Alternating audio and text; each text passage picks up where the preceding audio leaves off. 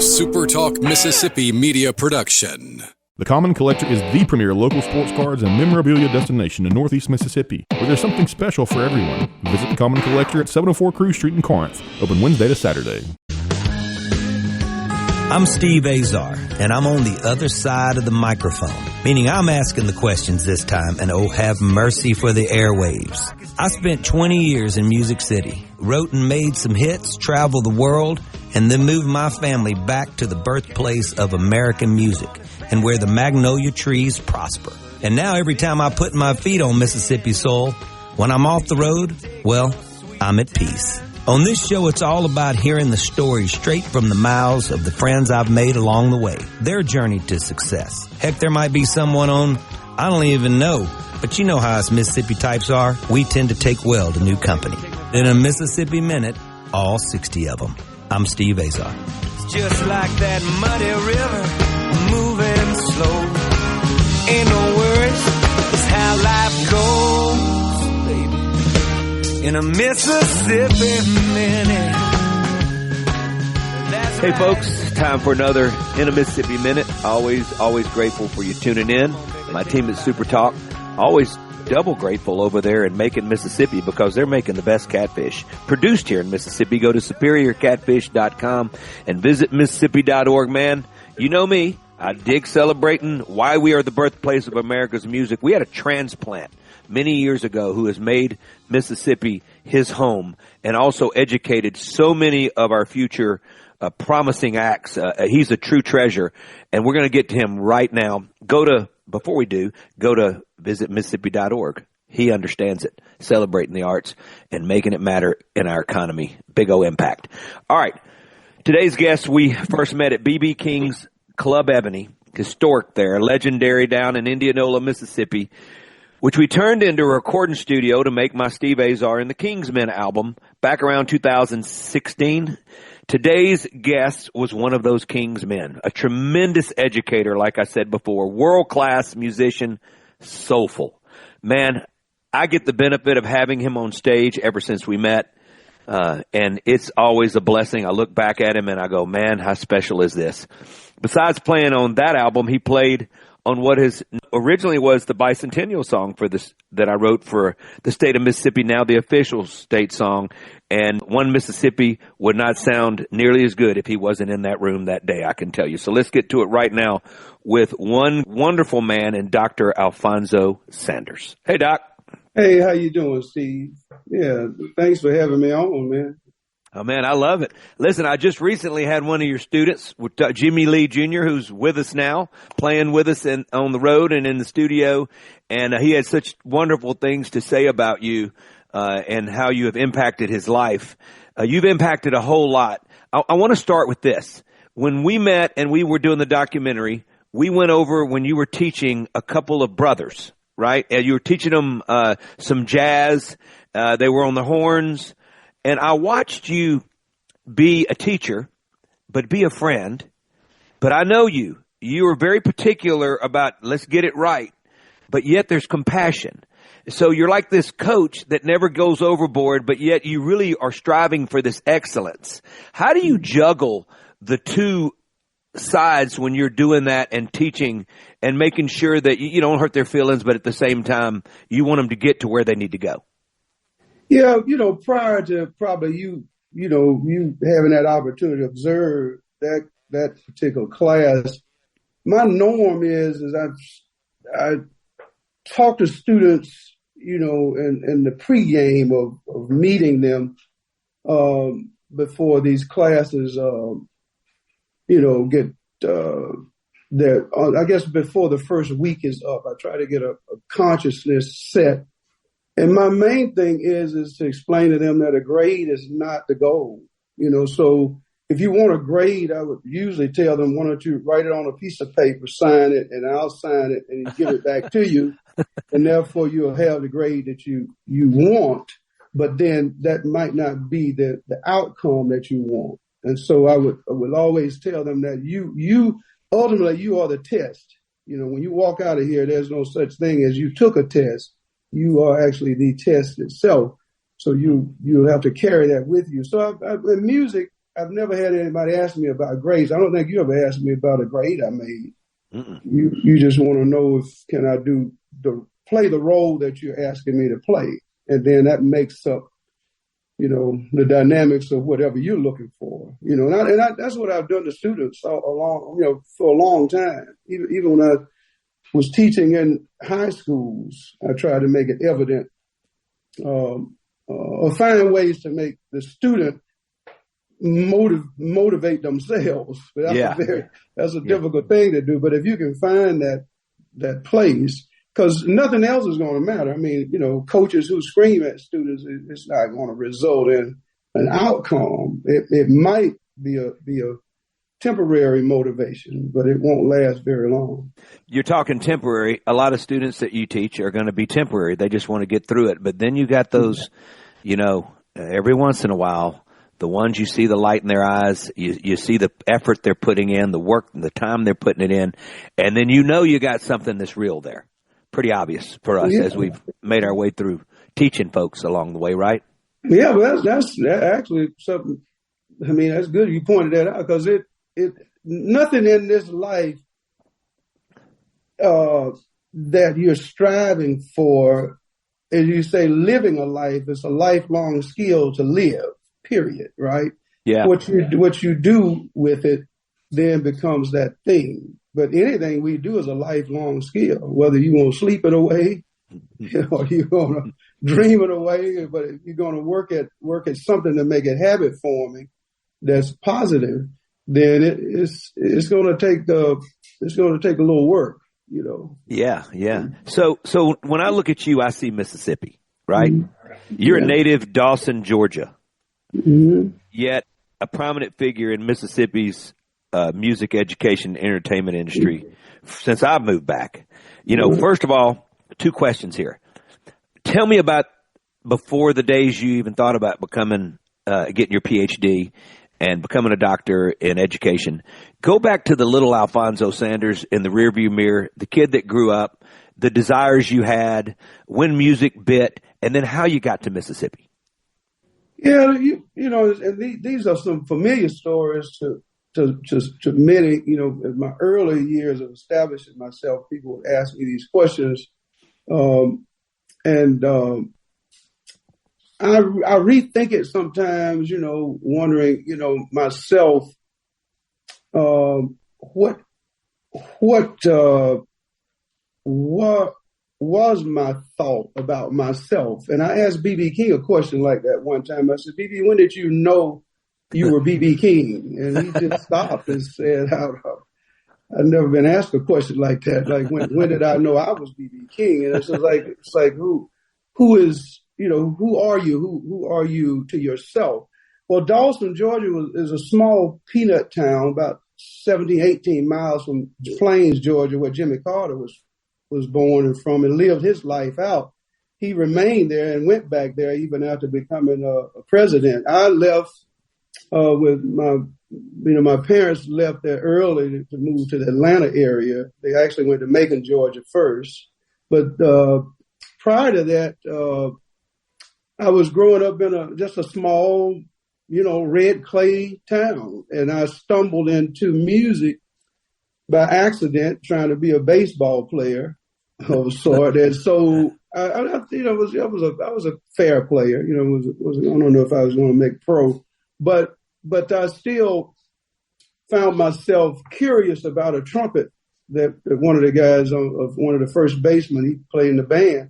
So when I asked him to show me how it works, he would do that. And each day he didn't want to take it home because the bus system didn't want you to have books taking up a seat and an instrument. So they would tell you walk or leave it, And so I started choosing the fact that maybe I would walk home. Well, it wasn't about a mile or so, so it wasn't that bad. And so he said, well, just keep it. And every day he said, just return it back to the band room. And so that started a quest of mine out of curiosity and asking him questions. And so I didn't get into band because I didn't learn to read music and do stuff that would make me an educator. But after moving to Atlanta, my parents just kind of, inspired me to do something to go to college. It was one of the things I was being inspired to do. And I really didn't have the attitude to go to college. So I found a teacher in the city that was teaching. Okay, let's teacher in the city that was teaching. Let's stay there. Let's take a quick break, and we'll come right back to that spot. We're with Dr. Alfonso Sanders, incredible musician, educator. Speaking of incredible, the catfish. There's Superior Catfish. Head on over to superiorcatfish.com. Visit Mississippi.org. I always love celebrating the arts. You guys know that. Since our athletic days are pretty much over. Well, they're over. Come on with Dr. Alfonso and myself. We got music, and that's our sport. We'll be right back. You're my life. You're my life.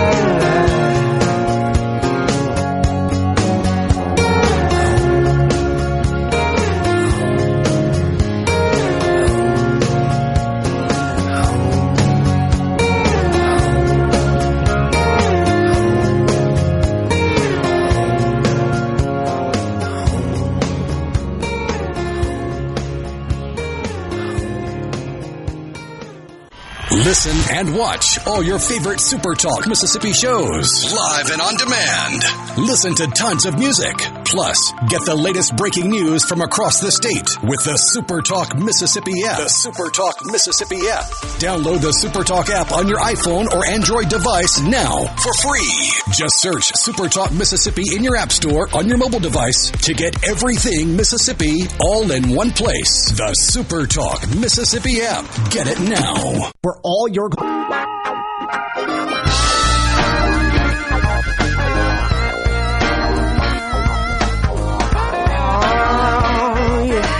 Rolling into a Mississippi Minute with one incredible, he's a music fixture, if I could say that, here in Mississippi. We've been blessed that we've stolen him from Georgia, just like I stole my wife from Arkansas. It's an okay thing. Superior Catfish.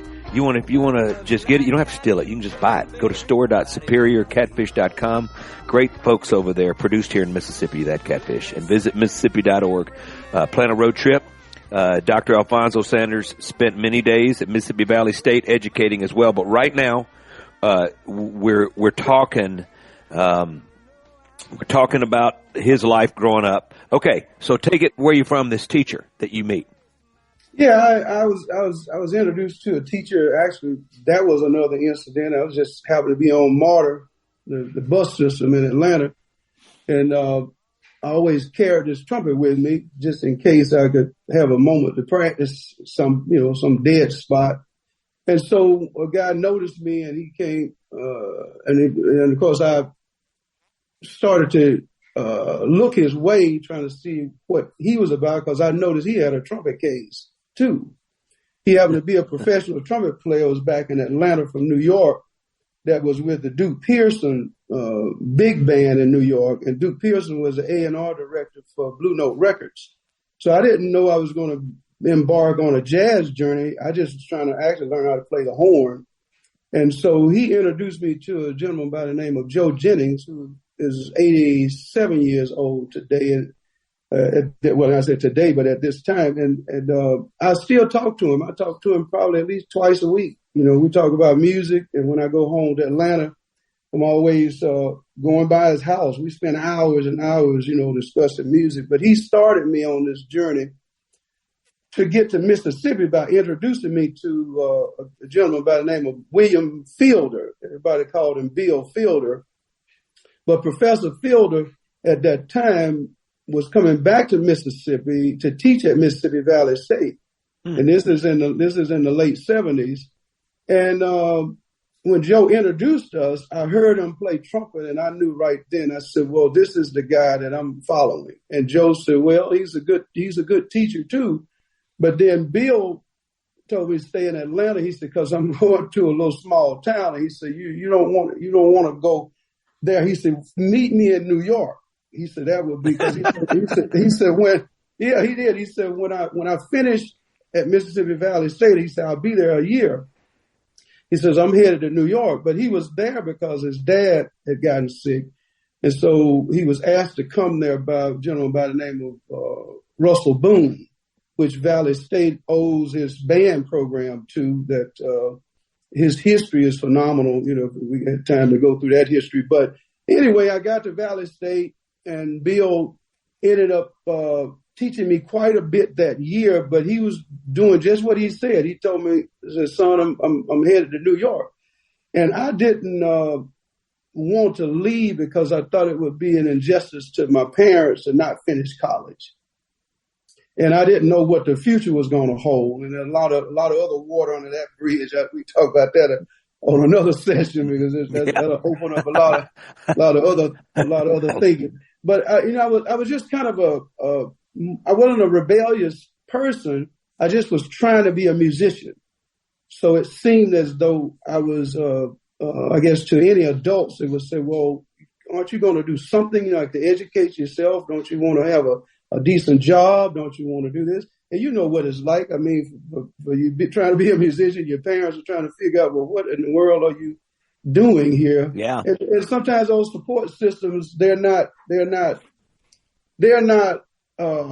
there in the spiritual sense, you know, but sometimes it's in the mental sense that your parents are trying to get the best thing for you to happen. I remember it very well. Yeah, in your life. Triggering a lot of memories right now.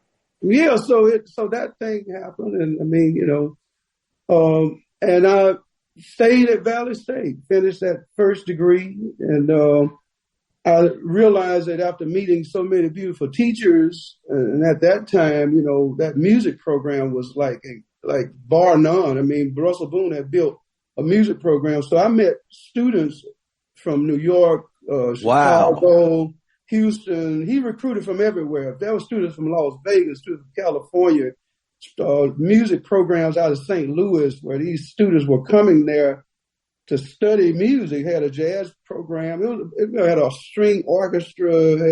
Valley State was an incredible music school. But in the other thing about Valley, it was in the desert. And it says not in the desert, but the Delta Desert. Yeah. I love it. I never thought about that. It is. The Delta Desert. It was nothing there but that school. Yeah. So the oasis right there, baby. Yeah. If you wanted to go to Greenwood, you had to know somebody with a car. You wanted to get to Cleveland, you had to know somebody to help you get from point A to B. And it was not easy. There was no transit, you know. Yeah. But so all you had to do was stay there and practice, you know, stay there and create, be a craftsman at whatever you were doing. So sometimes, hey, Alfonso, let me just say this. You bring up something. A lot of my songwriter friends who have been very, very, very successful came from small peanut farming towns, whatever farming they were doing. But they grew up in such small towns that I always felt like they had these opportunities to dream big. You were at a small college and you were able just to practice and work on your future instead of being distracted by all of these other things that are out there. And by the time that you grow up a little bit and you've prepared yourself and you've gotten really good at this, then the world is yours. Then you can go compare apples to apples. And what got you so good? What were you doing with your time? Well, it's obvious what you were doing with your time. So I think that was a benefit, of course, being there. Yeah. And you know, speaking of, you know, when I mentioned spiritual, mental, I did not know my end game. I just knew that each day I had to put forth effort, right? Mm-hmm. But I had good teachers. But at the end at my senior year, the reason you hear me play saxophone now and not such a front man as a trumpet player, even though I still play a little bit, I lost my ability to play the trumpet. I had a nerve damage from, I guess, overextending some muscle damage that resulted in me not being able to play the trumpet at all. What? And so that year I was perplexed, thinking that it was unfair, that where is God in this situation? And so I started, you know, the process of trying to become a music educator. Had no intentions of being a music educator. I was going to finish that degree, meet Bill Field in New York, and hopefully become, you know, some trumpet player of note, right? And I did not know at the same time Bill Field was teaching Wynton Marsalis down in New Orleans. And so Wynton and I were roughly about the same age. And so Bill would leave and go down there. And sometimes he invited me to go, but he needed a driver, and I didn't drive at the time. I was in Atlanta. I mean, I didn't need a license because I go on the city buses or go on the, whatever transportation. And so it wasn't logical to have driver's license. So I didn't fit his need, but he found another student that would drive him down north. So Bill had glaucoma. He couldn't drive at night. He couldn't see very well. So I kind of missed that window in my mind. Sometimes I look back at that and say, man, if I would have had my driver's license, I might have been learning down in New Orleans what I would have learned in New York. But fate had its other plans. And so I was teaching school over at Amanda Elder High School doing my student teaching. And I started noticing, well, maybe I could finish this degree and as a performing musician, if I could play another instrument, which I asked that question. And of course, the chair said, possible. All right. Stay with that word possible. Don't forget where you are, because I sometimes will. Dr. Alphonso Sanders taking the time. I have a feeling we're going to have to do a double show, and I'm going to ask him in a little while, but we're not there yet. We are at superiorcatfish.com. Go to store.superiorcatfish.com. Have it delivered to your home and in your skillet by nighttime. And visit Mississippi.org, man. Celebrate the arts. I think I forgot to mention them when we started this segment, but I'll double love you. Visit Mississippi.org. Come on, man. Atlanta Road Trip. I'm Steve Azar.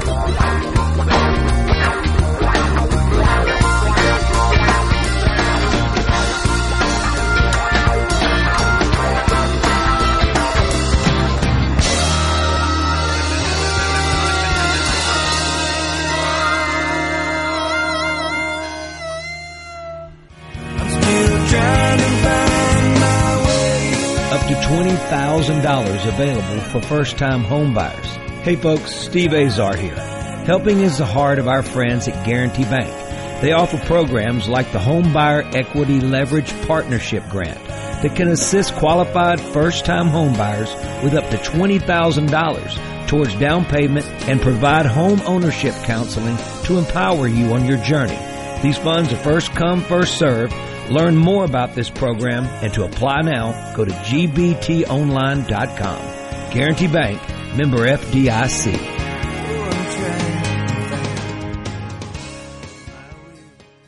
You know that nowadays most people go online to look at a business before they spend their money. What if the online information about your business is incorrect, or even worse, not very flattering? If your online presence isn't great, you may be losing customers. STMM Digital's trusted and highly trained team is the answer. We're ready to work with you to help your business capitalize on the power of digital marketing. Call 601-991-2305 or go to stmmdigital.com to get started today.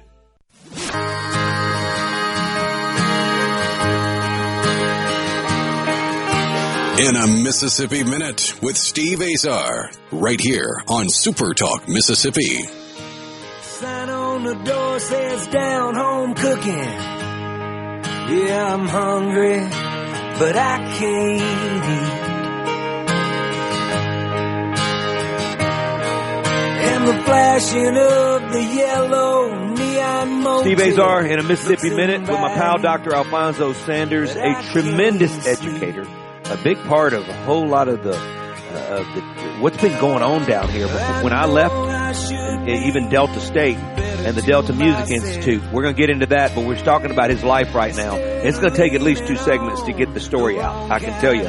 Before we do that, the story of what needs to be on your plate is Superior Catfish. There's catfish, there's Superior Catfish. The math always adds up. It's the same thing. Go to superiorcatfish.com and visit Mississippi.org, man. I love those folks over there, and they're bringing people, luring him to our Mississippi. And Dr. Alphonso Sanders, my guest today, knows as well as I do, once you get him here, we're like Hotel California. We can't get him to leave. But there you go. All right, let's continue this wonderful journey. You've got me so intrigued. I'm glad I asked this long question, a question that has a long answer. Yeah, when I got into the school system of doing student teaching, after having asked my department chair, is it possible that I could finish, this degree if by playing another instrument. And of course, he laughed and said, how was I going to do it? I guess in his mind. But he said, well, yeah, he said, there's no rules you can't do it. He said, but you're not going to be playing Twinkle, Twinkle, Little Star. That was his answer to me, which was kind of funny.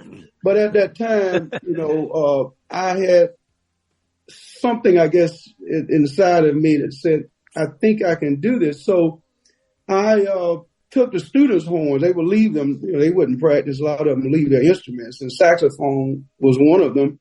So I started with that, and every day I practiced. I just practiced sometimes 7-8 hours a day. Just practice, and it was, I guess, one of those things, right? How much time do you have to get ready for this now that you've changed instruments? Well, it was going to be a year in order for me to actually meet my time. Only a year. Yeah, so I decided if I picked out some songs, which, by the way, I'll have to say, Dr. Larry Goldman, who just retired from Valley State, I think he was probably the reason I was so successful as a music department chair in terms of administration, because I learned so much from him. But he had just taken a job there, and he was out of California, but he had all these records. He knew all of the composers. He was just one of those guys, right? Played extraordinary piano.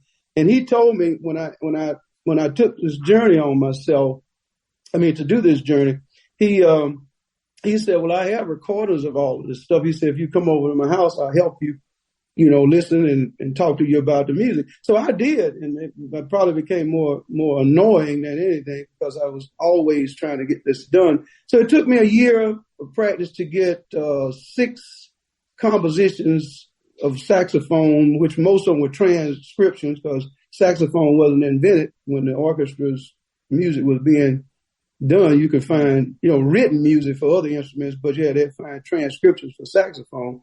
So we did that, and I pulled off a piece by Mozart and some by Telemann and some by, I just took on his advice about which songs I could do. And interestingly enough, since I was doing this on my own, the teachers at that time didn't have time to sign me up because my schedule was so unorthodox. So I had to try to figure it out. So I just decided, well, I'll just do it, muscle up and try to make it happen. Wow. So I listened and I listened and I listened and I listened and I copied and copied. And then eventually I went back, after starting to teach. I got the degree. I started teaching school, went back to Georgia. And I stayed in Georgia roughly about 10 years. And I went between intermittent about 4 years into going back to Dawson, Georgia, which was my birthplace. I thought I owed that town something.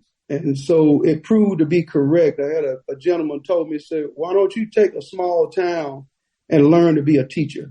He says, you take these schools that already have everything. He says, you might not learn as much as you would if you took a small town that didn't have anything, and Dawson was it in terms of what I knew.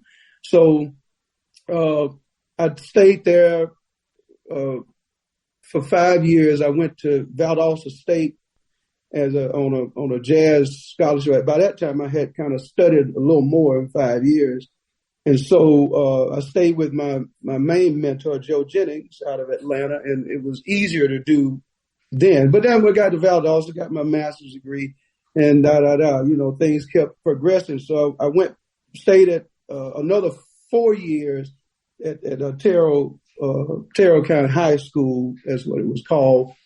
And then I decided I would leave. I would try to do something different, which I did. All right. Okay. So can you back up real quick in your baseball days? What position did you play? I was a catcher. That's Alfonso. That's all I ever did. Yeah, I was behind the plate. I knew nothing else. And I did it. I don't know about you, but I did it because I didn't understand the short hops. I had friends out there that could take on anything out in the infield. I was going forget that. And the outfield was boring.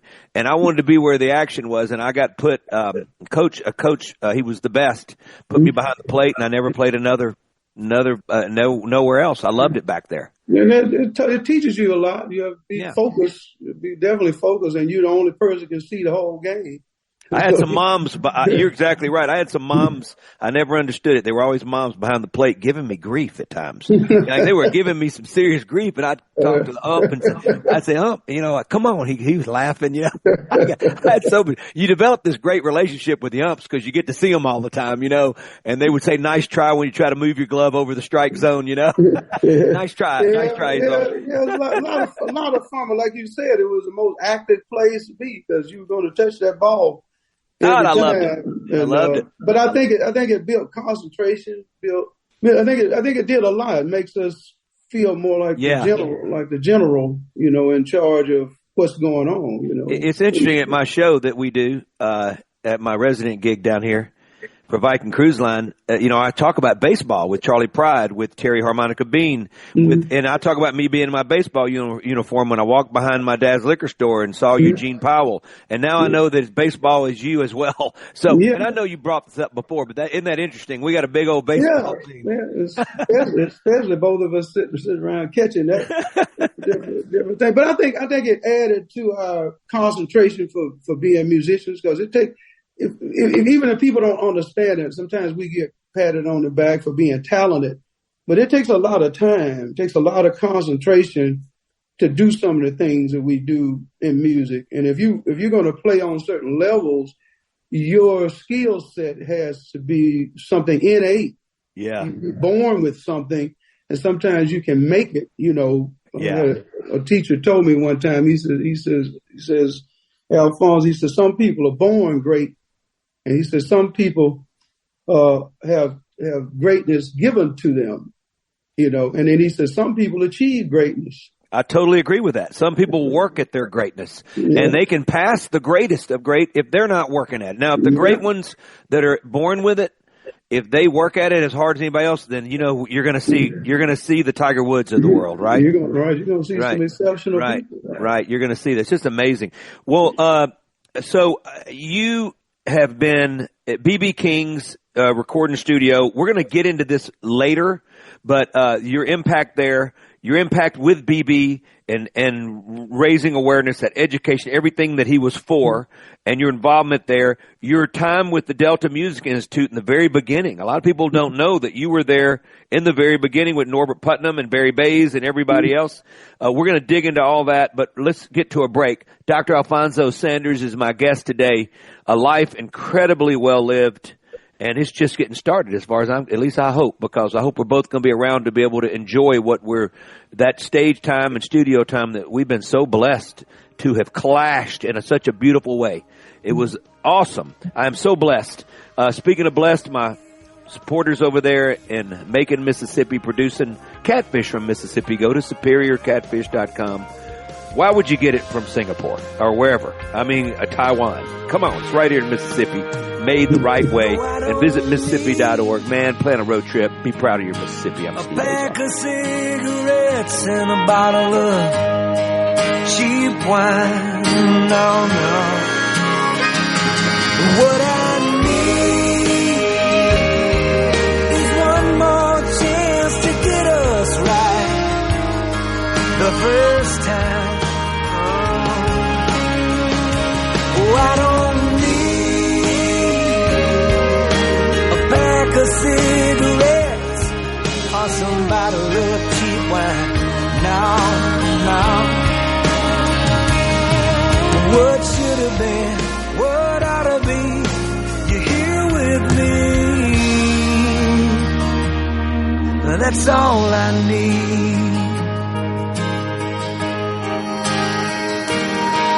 Yeah.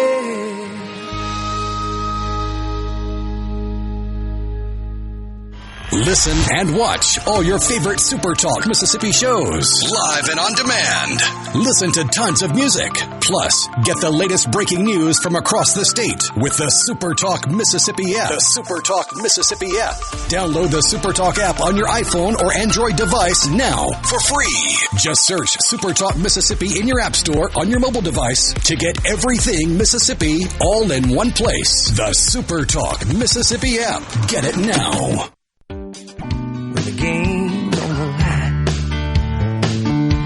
I know what I want, and I don't change my mind. I'm not telling tales out of school, just speaking the truth. Baby, I'm gonna be good, loving you. If your heart needs fixing, I'm your man. If you're looking for answers, I'll understand. We got a very short segment left, but that doesn't mean anything because I'm luring my dear friend, Dr. Alfonso Sanders, just world-class, world-renowned musician, but lives down here in Mississippi, and he just recently left from being provost in Lincoln, at Lincoln University in Missouri. So we lost him for a little while longer before he officially retired from that kind of education. And now he's made it back home. Thank goodness, for me and for so many that get to partake in his brilliance. Just an amazing musician and got a great heart and a very incredibly brilliant, intelligent man. Let's get to Superior Catfish before we get back to Dr. Alfonso Sanders. That's brilliant. Go to superiorcatfish.com and visit Mississippi.org. Man, I love those folks over in Jackson, just getting people to come from all over the world. But don't forget, you can travel to all over Mississippi if you're born and raised here and discover things you hadn't ever seen. There's so many wonderful things. Go to visit Mississippi.org. All right, Dr. Alfonso Sanders. Let's talk about, so you get your PhD?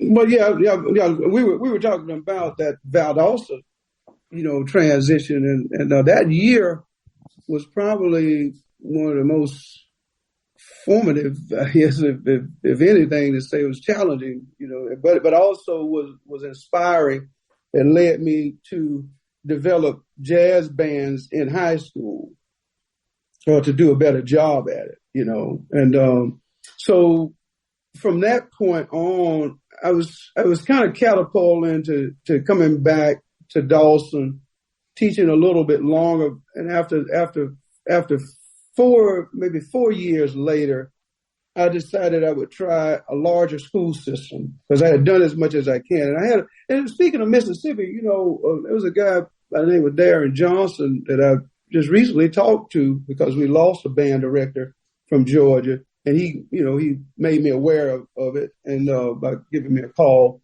But I, was thinking that he was introduced to me by another person from the University of Mississippi who's still there by the name of Ricky Burkhead, who's an incredible musician and percussionist himself. You probably met him through Thacker Mountain because he's always playing drums with Thacker Mountain radio guy.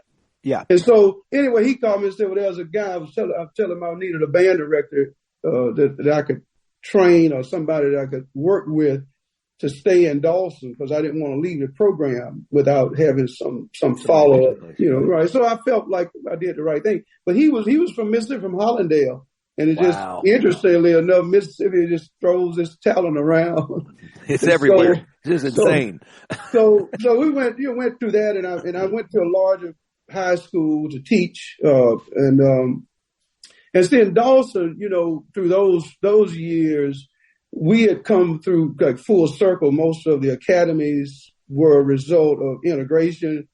That high school, which started off as an integrated school, had become, predominantly black school.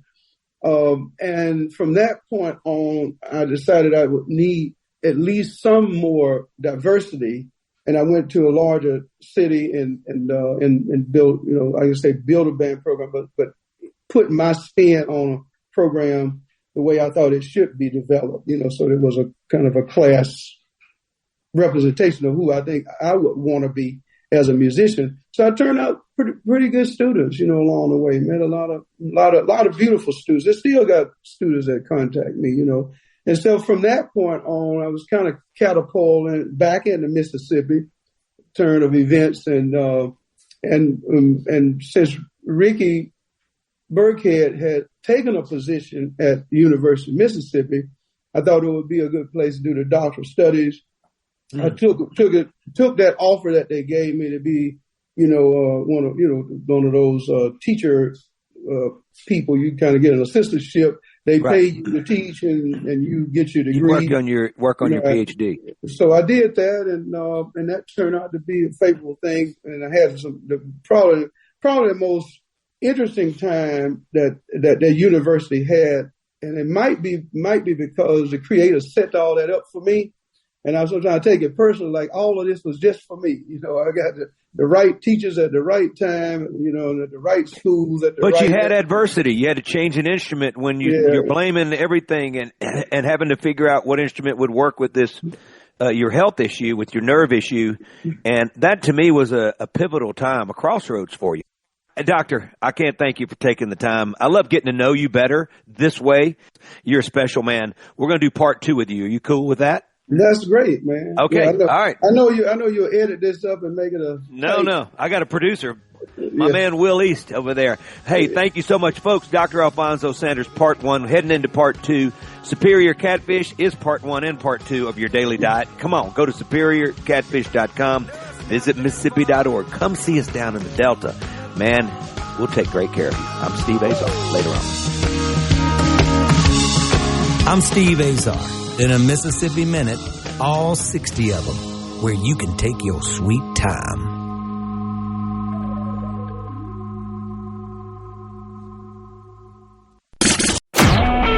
A SuperTalk Mississippi Media production.